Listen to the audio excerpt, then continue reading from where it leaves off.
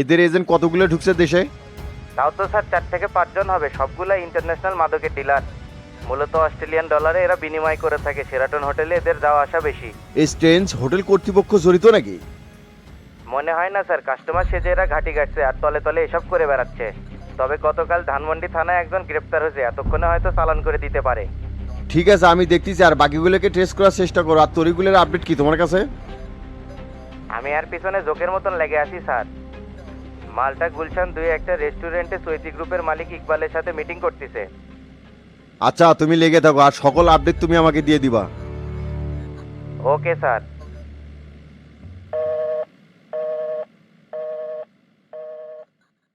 হ্যাঁ, অফিসে ধানমন্ডি থানায় চলো। আচ্ছা স্যার।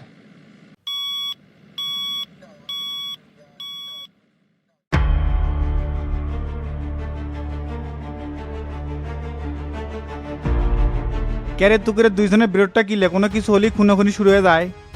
সেটা আপনি ওকে জিজ্ঞেস করেন ভাই। ময়মনসিং থেকে রাজনকে দিয়ে যাত্রাবাড়ি সায়দাবাদ দখল করে, আর সেটি চাঁদাবাজি করে তো করেই, আর কাঁচামালের দোকান থেকে মোটা দাগের কমিশন খসায়। যদি কেউ না দেয় বা ঝামেলা করে পরিবারে জিম্মি করে আরো বেশি টাকা দাবি করে। এ সাজ্জাদ, এগুলো কি? আর শুধু এটাই নয় ভাই, সেদিনকে কাঁচা বাজারে চাঁদাবাজি ঠেকাছি, কাশপুর ব্রিজে রাজন ছেলে পেলে নিয়ে আমার ছেলেপেলের উপর অ্যাটাক করে। সময় মতো পুলিশ না আসলে তো 4-5টা লাশ পড়লো নি। খুব তো এতক্ষণ ভাইয়ের সামনে কলের গান বাজালু, ব্যবসায়ীদের জিম্মি করে তুই তো এগুলো করতি। মূলত রাজন তো তোর লোক আছিল, তুই তো সব কেটে নিস, এই জন্যই তো বাধ্য হয়ে আমি শেল্টার দিছি। দেখ শিপন, এরপর বাড়াবাড়ি করলে আমি কিন্তু সেরে কথা বলবো না। দেখছেন ভাই, আপনার সামনে আমাকে থ্রেট দিচ্ছে। ওর এলাকাতে আমি কোনো ধান্দা করে গেছি? এ তোরা কি থামবি নাকি দুইজনের অবস্থায় খারাপ করে দেবো? এটি তুকেরে ঝগড়া করার জন্য ডাকিনি, মনে রাখিস আন্ডারওয়ার্ল্ডে তুকেরে কিন্তু আমি স্পেস করে দিছিলাম। ইনকাম করবো ভালো কথা, সেটা তো সিস্টেম আছে বে, তাই বলে তো মানুষের উপর জুলুম করা যাবি না। আজ থেকে সকল অবৈধ কার্যক্রম বন্ধ করতে হবে আর সকল ফান্ডিং আমি কর্ম। আমাদের কাজটা কি হবে ভাই? পথ পরিষ্কার করো নাকি? একবার খালি হুকুম দেন, সব সেটা ফেলে দিচ্ছি। এত অ্যাডভান্স হলে তো বিপদ রে, আগে তুকেরে ঝামেলা মিটে দুইজনের এক হয়ে যাওয়া লাগবি। আমার কোনো সমস্যা নাই, কিন্তু ঢাকা বিভাগে ওই জানে কোনো মাতব্বরি করবেন না আসে, তাহলে কিন্তু আমি ছেড়ে দেবো না। তাহলে রাজনের জায়গায় রাজনের ছেড়ে দে, ওর সাথে হিসাব নিকাশ মিটানে, তাহলেই তো আমি আর বাধা হয়ে দাঁড়াবো না, সমঝোতা করতে রাজি আছি। শিপন, তুই এগুলো সমাধান কর, আর পরবর্তীতে কোনো গ্যাং ওয়ার্ক হোক সেটা আমি চাই না।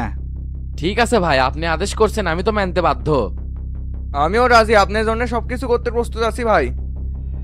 সাজ্জাদ, তোর কাজ হবে এনে হও ময়মনসিংহ জেলায় জনদরদি পার্টিকে প্রতিষ্ঠিত করা। এমনভাবে মোটিভ তৈরি করতে হবে যাতে অন্যান্য দল স্পেসই না পায়।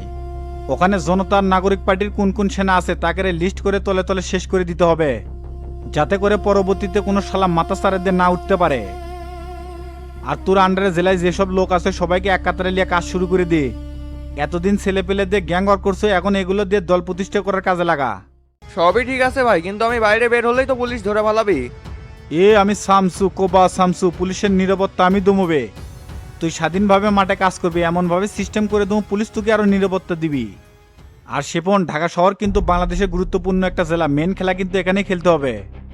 ঢাকা কন্ট্রোল মানে সারা বাংলাদেশ কন্ট্রোল, এটা মাথায় রাখা লাগবি। বুঝবার পারছি ভাই কি করতে হবে। আজ থেকে জনদলটি পার্টির পিছনে ওপেনেই হোক আর গোপনেই হোক, যাই একবার আসবি ধরে একবারে বরাবর করে দেবো। মাথা গরম করে কোনো কাজ করা যাবে না, এটা আন্ডারওয়ার্ল্ড না, রাজনীতির মাঠ, ঠান্ডা মাথায় খেলতে হবে। কখন কোথায় কি করতে হবে সব ওসমান ভাই দিক নির্দেশনা দিবি, সেই মোতাবেক কাজ করব। আচ্ছা ঠিক আছে।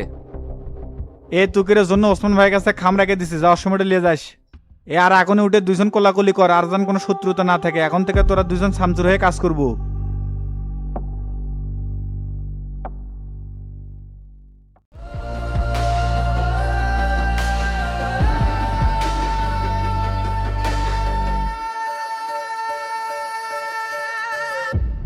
কি জব্বার সাহেব দাঁড়িয়ে থাকলেন কেন? বসেন।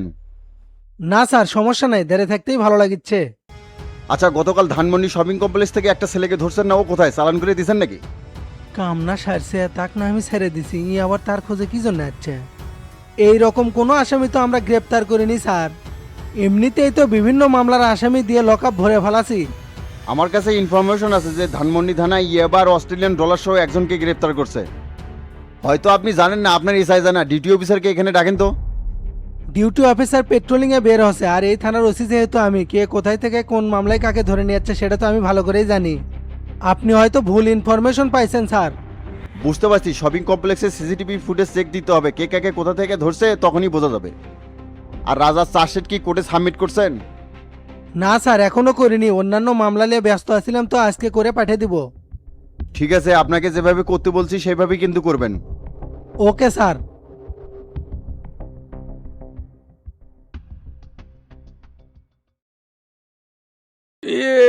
শরীরটা ম্যাচ ম্যাচ করছে রে। সারা রাত না তুই লাখ টাকা ঘুম পারলু রে, আর সকালবেলায় গা ধারা দিচ্ছ। ঘুম আসলে হুঁশ থাকে না, লুঙ্গি মুঙ্গি কখন কুটি যাচ্ছে কোনো খেয়াল নাই। না চাচা, শরীরটা খুব ভারী হয়ে গেছে। জেলে থাকলে তো শরীর ভারী হবি, একঘেয়েমি জীবন। তে আজকে আরবি ক্লাস নাই? গতকালকে না হুজুর কলেজে আসতে পারবি না, ইদানিং দেখছি আপনি সবকিছু ভুলে যাচ্ছেন। লাল দেয়ালের মধ্যে বন্দি থাকতে থাকতে জীবন আর চলে না, সারাক্ষণ খালি বাইরে যাওয়ার চিন্তায় মাথার মধ্যে ঘুরে। আজকে সেইভাবে পরামর্শ করছিলাম, হুজুর ধরার সাথে খালি ক্যাটক্যাট করে কয়ে দিলাম নি। তে আপনি শুভাকাঙ্ক্ষীরা চেষ্টা তদবির করতেছে না? খুব তো ঢাকায় যা তোফায়েল আর কাদের মোল্লাকে তেল মারতেন, দল বহিষ্কার করছে দেখে কি সম্পর্ক শেষ হয়ে গেছে নাকি? সম্পর্ক কি শেষ হওয়ার জিনিস? হয়তো বাইরে থেকে ওরা চেষ্টা করতেছে, কিন্তু আমি তো ভিতর থেকে সেটা বুঝতে পারতেছি না। শফিকের প্রয়োজন, জনতা পার্টি এখনো শেষ হয়নি, সেটা বাইরে হলে দেখতে পাবো। চাপা মারে ব্যর্থতা ঢাকা যায় না চাচা। অথচ শামসুর সাথে আমি কত শত্রুতা করছি, মারে ফেলতার পর্যন্ত চেষ্টা করছিলাম, কিন্তু আজ সব ভুলে আমাকে জামিন করাচ্ছে। এটা কি তো নেতা কয় চাচা? এরকম লোকের জন্য মানুষ জীবন দিতেও প্রস্তুত থাকবি। আর আপনি মিসেই কোন দিকে ধরে জীবনটা ক্ষয় করে ফেলালেন চাচা, আপনি ভুল পথে আছেন। হ্যাঁ দেখা যাবে নি, তুই সঠিক পথে থেকে কি মূল্যটা ছিড়িস। বগুড়ার রাজনীতি এখন দুই ভাগ হয়ে গেছে, একটা জনতা পার্টি আর একটা জনকল্যাণ পার্টি। এইবার বগুড়ার লোকজন শফিকের অরিজিনাল রূপ দেখতে পারবে। আল্লাহ তুমি খালি আমাকে জেল থেকে বাইরে হওয়ার ব্যবস্থা করে দাও। এ তোমরা এটি বসে গল্প করিচ্ছ, আর সবারই কম্বল টম্বল গোছানো শেষ, খালি তোমাদের এটাই পড়ে আছে। কেবারে ওলে তো হাসুক দায়িত্ব দিছি, তাই কি ভাঁজ করে নাই? আরে তোমাকে ওই লোক হচ্ছে বাটপার, কোনো লোক যখন না পাইলাম তখন আমি ভাস করে দিয়েছি। আজকে জেল সুপার আসবি তো, তোমরা বাইরে এটা কি করিচ্ছ? একটু পরে কিন্তু বেল দিবি, ভিতরে ঢোকা লাগবি না। এ আইন মিয়া, এই জেল সুপারের কি প্রত্যেক সপ্তাহে আসা লাগে? আসলেই দুনিয়ার প্যারা শুরু হয়ে যায়। এই ঝাড় ঝাড় দাও, খেতাবালুর ঘুষ করো, কেস কাটলে বস থাকো, এই বুড়ো বয়সে গেলে আর ভাল লাগে? এটা শ্বশুর বাড়ি নয় সবিক, জেলখানা, মন মর্জি কোনো কিছুই হয় না। তাই এই জেলের দায়িত্বে আছে, সপ্তাহে একদিন তার ডিউটি। তোমাদের জেলে কোনো সমস্যা হচ্ছে কি না, আর খাওয়া দাওয়ার মান ঠিক আছে কি না, আর ওষুধপত্র ঠিক মতো পাচ্ছ কিনা, এলে এসে তদারকি করবি। আমার খাওয়ার বিষয়ে কমপ্লেন আছে, টেকাদা কিনে খেলেও একই জিনিস বারবার খাওয়া লাগে। আর রাতের বেলা শোয়ার সময় প্রত্যেকটা লাইটই জ্বালান থাকে, কে ঘর প্রতি একটা লাইট জ্বালান থাক। আর ওষুধপাতি কোনটি বাইরে থেকে তো সব কিছু আনা লাগিচ্ছে। আর কি বালের তরকারি রান্না করে মুখে দেওয়াই যায় না, এগুলো কমপ্লেন তো তাকে দেওয়াই লাগবি। ভুলেও এই কথা দাঁতের ফাঁস দিয়ে বার করা যাবি না, পরিবর্তন তো হবেই না, উল্টো সুদনে পড়বা। তো তো ঠিক আছে, তাহলে কি বালের তদারকি করবে আসবি, কোলেই বিপদ হবি মানে। তারা সরকারি চাকরি করে, আমাদের ফ্যাসিলিটি দেওয়া হলে তার কাজ। এই মেয়ে, এটা জেলখানা, খাওয়াত কষ্ট দিবি, থাকাত কষ্ট দিবি, হাগাত কষ্ট দিবি, মামুর বাড়ি পাশো যে সুখ চাও। এখানে খালি দেখে যেতে হবে, কিছু বললে বাস খাবা। তাহলে তো দেখিচ্ছে এটি সবগুলি বাটপার। তে তোমরা কি ভালো মানুষ মেয়ে, দুনিয়ার অকাম বদকাম করে জেলে ঢুকছো?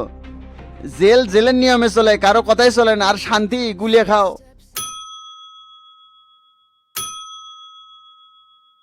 এই সবাই যা ভেতরে ঢোকো, 10 মিনিটের মধ্যে জেল সুপার চলে আসবি। এ তো চল ভেতরে যাই। আচ্ছা চলেন।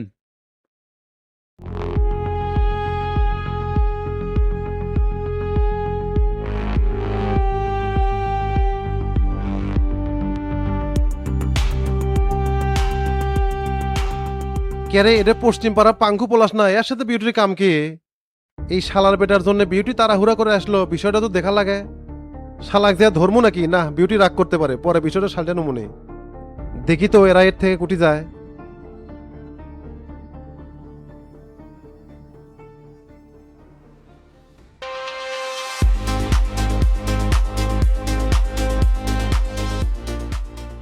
ভাই আসসালামু আলাইকুম। ওয়ালাইকুম আসসালাম। অন্তর আসছিস? বস। তা আপনি কি আজকে বাসা থেকে বের হননি নাকি? এখনই বের হতাম, শাহজাহানপুরের বাবলুর পার্টি অফিসে আসার কথা আছে। তে তোর কি খবর কত? এদিকে তো সদরের কমিটি এখনো সাজায়নি, তোর জন্য ওয়েট করিচ্ছি। আমি তো ভাই ম্যানগাসি ভাই পড়ে গেছি, বাপ্পি হুমকি দিচ্ছে আমি যদি জনদরদি বাড়ির যোগ দিই তাহলে আমার ঘর বাড়ি সব পুড়ে দিবি। এলে ফাও পেশাল রাখতো, তোর মনে কি আছে সেই কথা ক। সারা বাংলাদেশ চালাচ্ছে বগুড়ার লোক, আর তুই বাপ্পিক নিয়ে পড়ে আসু। আর ওই বান্দির বাচ্চার এত বড় কলজা হয়নি যে ঘর বাড়ি জ্বালে দেয়। আমি শামসুফের দলে যোগ দিতে রাজি আছি ভাই, কিন্তু আমাকে সকল নিরাপত্তা দিতে হবে। সমস্যা নাই, জনদরদি পার্টির যোগ দেওয়ার প্রস্তুতি নিয়ে নে। মায়ের কোলে শিশু যেমন নিরাপদ, সেই রকম অবস্থান হবে তোর। সদরের সভাপতি বানিয়ে দেবো, ওল্লা নিয়ে চাপ নেওয়া লাগবি না। তখন দেখবো বাপ্পি খুঁজেই পাবো না, কোনটি যা পলাবি হদিশ পাবো না। আচ্ছা ঠিক আছে, আর সেক্রেটারি কাকে বানাবেন? ওটা নিয়ে তো চিন্তা করা লাগবে না, খানদারের মুন্না সিলেক্ট হয়ে আছে। সব তো দেখিচ্ছি ভাই আমাদের পূর্বের কমিটির নেতা কর্মী। সেটা তো হবি, নতুন আবার কোত্থেকে টেনে নিয়ে আসবো? আগের কমিটি থেকে বিপ্লব আর ফেরদোস খালি বাদ গেছে, আর তুই খালি নতুন করে অ্যাড হসু। নয়তো সবকিছু ঠিকই আছে। আর শোন, 3-4 দিনের মধ্যে কিন্তু বগুড়াত বড় সমাবেশ হবে, শামসু উপস্থিত থাকবে। তাই এখন থেকে প্রস্তুতি নেই, আর তোর সকল সমস্যা আমরা দেখে নিব। আপনার সাথে কথা কইতে ভাই কলজা আরো বড় হয়ে গেল, এখন দেখেন নি কি শুরু করে দি। আচ্ছা চল, এখন বের হবো, পার্টি অফিসে যেতে হবে। ঠিক আছে চলেন।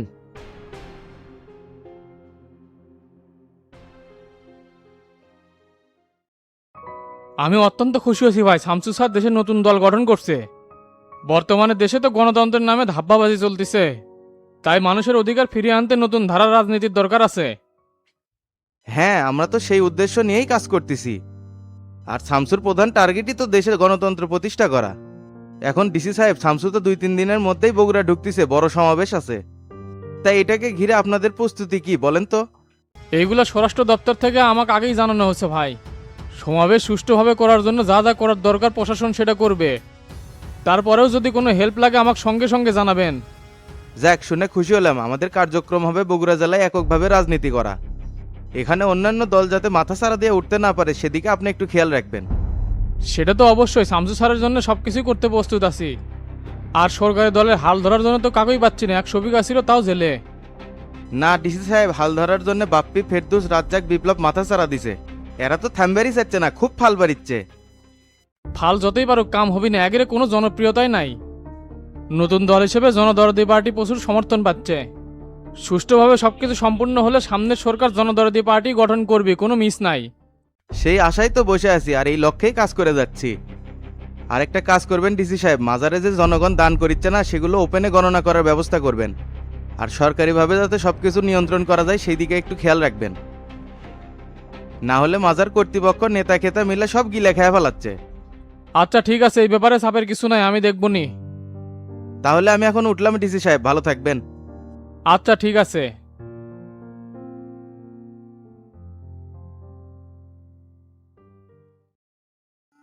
শালার একা একা দোকান সামলান মুশকিল হয়ে গেছে, প্রয়োজনে যে কোনো জায়গা যাবো সেই সুযোগও নাই।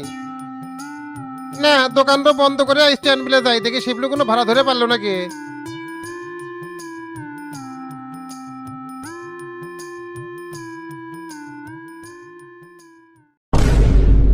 কেটে রে, ডন নাকি কুড়ি যাচ্ছ? তোর কাছে আসলাম মাদারি, তুই এটা কোনো কাম করছু? কোনটার কথা করছো? এই শালা ভোদাই, নাটক করিস না। এ বিউটিও মেম্বার, আমিও মেম্বার, কাজের ক্ষেত্রে কোনো জায়গায় একসাথে বসে থেকে আলোচনা করতেই পারে। সেটি যে বাম হাত ঢুকে আমার নামে বদনাম করলো কি জন্যে? কে মিথ্যা তো কিছু কই নাই, তুই তো দুটো বিয়ে করছিল, সেটা তো বিউটি আগের থেকেই জানে। জানে দেখে তোর যে সেটা আবার রিমাইন্ড করে কোয়া লাগবে। তুই হলো আমার বন্ধু মানুষ, তুই যে এলি করলে তুই আরো শখ খাবে। তুই জানিসই বিউটি আমি পছন্দ করি, তারপরে তুই ওটি যাইলি কিসব করলু কত? এই তো অরিজিনাল চেহারা বের করছু, আর বিউটি তোকে ভালোবাসে কিনা এটাই তো আমি পরীক্ষা করছি। কিন্তু ওর মধ্যে তো সেটা দেখলাম না, ওই তোকে ইউজ করবি, সামান্য কথাতেই চোখ উল্টেছে। শালা তুই যে আমার কত বড় ক্ষতি করছু সেটা বুঝতে পারছু না। খালি তোতা ভাইয়ের জামিনের জন্য এলো ঝামেলার মধ্যে আছি, না হলে তো ভেঙে ফেল দিলাম নি। এ ডন, তুই কি আমাকে হুমকি দিচ্ছ নাকি? হুমকি মনে কর, এতদিন বন্ধুর রূপ দেখছু, এখন শত্রুর রূপ দেখবো। মিম্বার দাঁড়ানোর জন্য ফাল পারছু না, তোকে ডিবিট খেলানোর জন্য আমি আবার দাঁড়ামো। শালার বেটা তোর উল্টা কিন্তু শুরু হয়ে গেল মনে করে। ওই তো দুই ঠেঙ্কা মানুষকে উপকার করতে নাই তো। শালার বেটা মুখ উল্টাস না, তুই যে আমার কেঙ্কা উপকারী তা ভালো করেই জানি। এতদিনের গোছানো কাম তুই এক নিমিষে শেষ করে দিছু। এ তুই এখন সামনে থেকে যা তো, কি বাল করে পারিস করিস। আচ্ছা গেলাম, কি করে পাই না পারি তোকে দেখামো।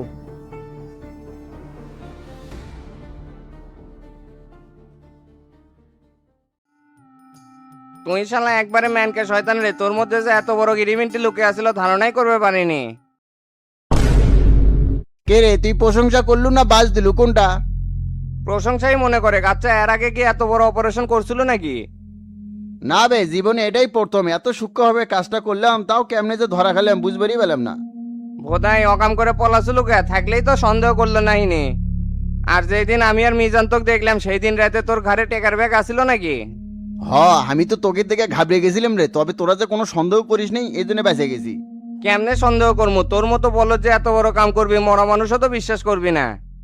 অথচ কি বড় নাটক সাজাছিল রে, তোর বলে মামাতো ভাই আসছে, আমি তো টাসকি খেয়ে গেলাম।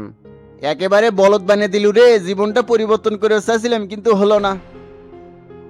ঘ্যাট করে আবার ওই ঘাটতি ফেরত আসা লাগলো, কিন্তু সবকিছু হারিয়ে ফেলে। বাদ দে, যে বাল কামাবের পারিস নি সেটা করবে গেছিল কে? তবে তোক যে শেষার তোলে নাই বেঁচে গেছু। তে মামা আজকে মাল কেমন, পিনিক ক্যাঙ্কা হচ্ছে? ধরছে রে খুব, চারদিকে তো খালি ডাবল ডাবল দেখেছি। অনেক শালা তোর আজকে আমাকে ছাড়াই শুরু করে দিছু রে। কে তোক না ফোন দিলামি, তুই তো আসতে ঢিলামি করলো। এই আসতে একটু দেরি হয়ে গেল, তে মাল কি শেষ করছো নাকি?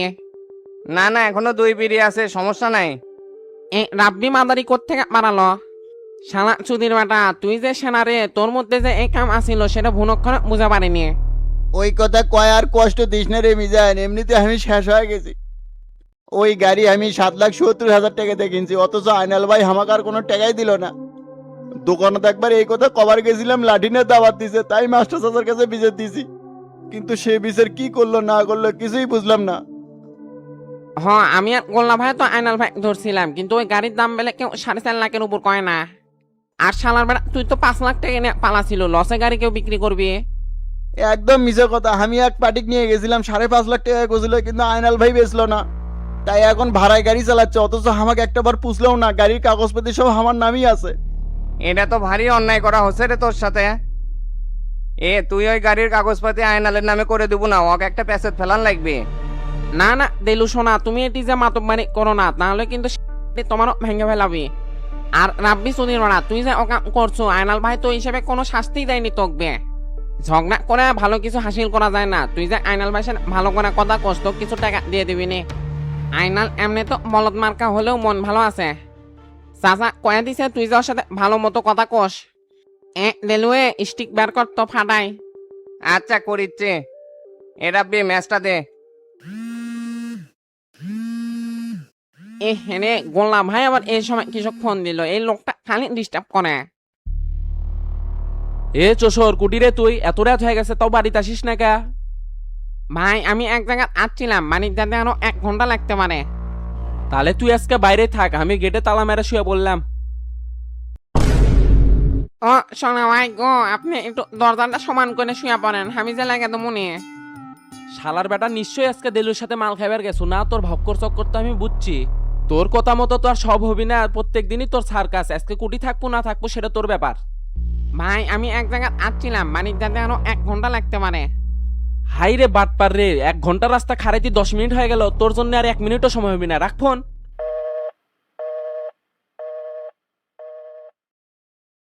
দিলু রে, আজকে তো আমার আর বাড়ির যা হলো না, গোল্লা ভাই দরজা লাগিয়ে দিছে। তে সমস্যা কি, আমার বাড়িতে থাকিস নি, মাও নানার বাড়িতে গেছে, 2 জন মিলে ডিম খিচুড়ি রান্না করে খায় শুয়ে পড়বো নি। আমিও যাবো তোকের সাথে। না না, তোকে নিয়ে যাওয়া যাবি না, তুই বাড়ির জায়গা। অকনিয়া চল, রান্না বান্না করার জন্য কি লোক লাগবি না? মিজান আমি কিন্তু সেই খিচুড়ি রান্না করে পারি। তে চলে, ক্যাঙ্কা রান্না করবে পারিস দেখবো নি।